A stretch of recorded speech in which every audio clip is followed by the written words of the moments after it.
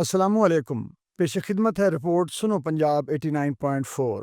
میں ہوں فرحت عباس شاہ۔ پورے خطے کے لیے خطرے کی گھنٹی۔ افغانستان میں منشیات کی تجارت عروج پر۔ افغانستان پر طالبان کے قبضے کے بعد افیون کی کاشتکاری میں 32% تک اضافہ ہوا ہے۔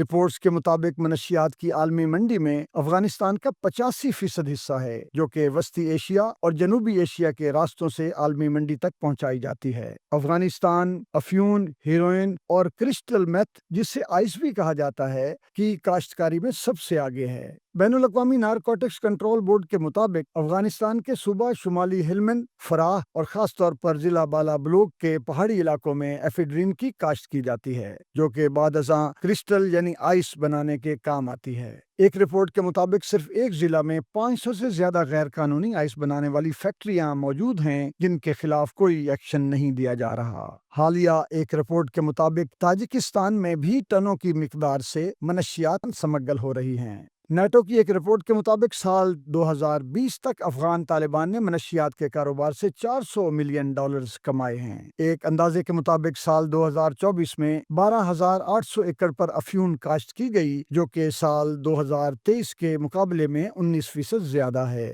سب سے زیادہ تشویشناک اور قابل فکر بات یہ ہے کہ منشیات کی کاشتکاری اور سمگلنگ سے حاصل ہونے والا پیسہ جن دہشت گرد تنظیموں کی تربیت اور دہشت گردانہ کارروائیوں پر استعمال کیا جا رہا ہے، ان میں پاکستان مخالف دہشت گرد تنظیمیں فتنہ الخوارج اور تحریک طالبان پاکستان سر فہرست ہیں۔ یہ ایک ناقابل تردید حقیقت ہے کہ منشیات سے حاصل ہونے والی زیادہ تر آمدنی دہشت گردوں کی فنڈنگ، ٹریننگ اور کارروائیوں میں استعمال ہوتی ہے، جس کی روک تھام کے لیے افغان طالبان یعنی افغان حکومت کو مؤثر اقدامات کرنا ہوں گے۔